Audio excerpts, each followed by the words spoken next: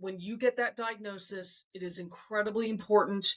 I don't care whether you have $1 in the bank or a bazillion dollars in the bank. I don't care whether you have nothing to, give as an estate or everything. You need to have power of attorney documents into place. Why? So there's healthcare and there's financial.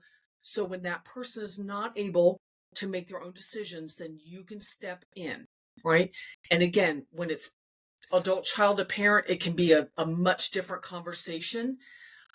Because I was born and raised in the time. I'm going to be 61, so my parents, I was born in 64.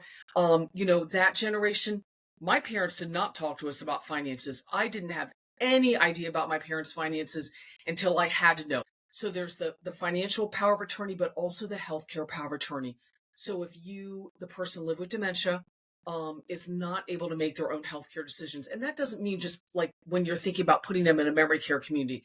It's hospitalizations. It's all, it's the HIPAA forms, you guys, so that you can go to the doctor with your loved one and get that information. You are on their HIPAA privacy list. I also tell families that it's also super critical to go with them on those appointments. Why? Because they can make their brain cells fire for the 15 minutes that they're in the doctor's office, and the doctor will come out and go, I don't know what you're concerned about. So the other key to that is if you aren't comfortable talking in front of the person living with dementia, like, hey, doc, this is what he's doing, which I don't blame them. That is a little awkward and off-putting.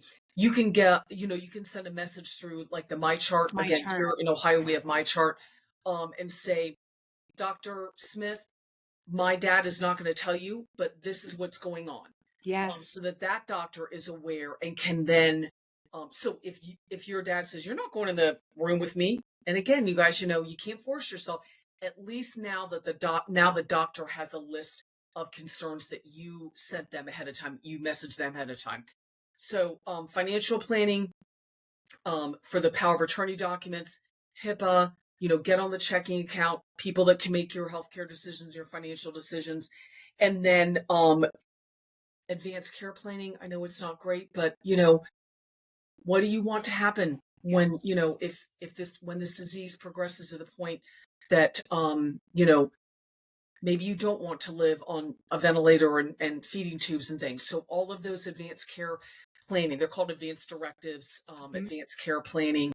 Yes. And then insurance, reach out to your insurance provider, find out, there are insurance companies that might have some provisions for in-home care that's not even part of a long-term care policy.